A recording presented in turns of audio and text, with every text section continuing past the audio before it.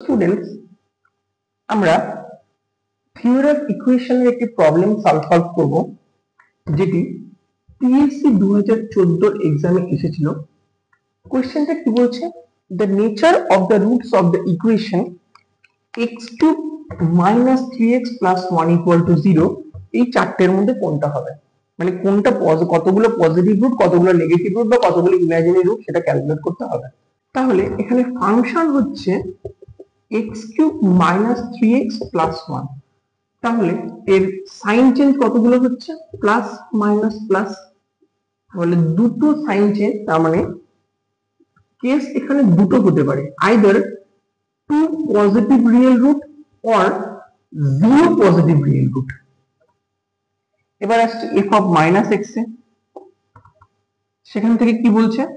সেখান থেকে আসবে -x³ + 3x + 1, তাহলে এখানে সাইন চেঞ্জ কতগুলো হচ্ছে? একটা।